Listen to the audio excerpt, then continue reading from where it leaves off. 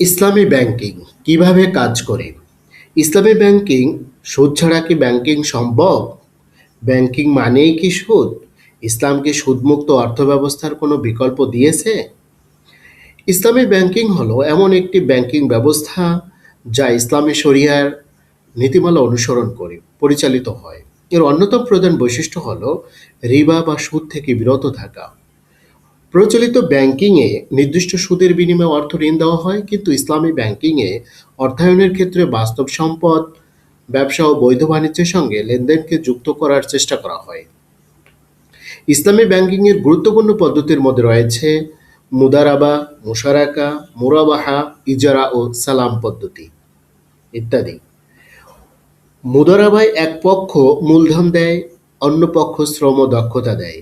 মুশারাকায় উভয় পক্ষে অংশীদার হয়, আর মুরাবাহায় ব্যাংক কোনো পণ্য ক্রয় করে নির্ধারিত মুনাফায় গ্রাহকের কাছে বিক্রি করতে পারে।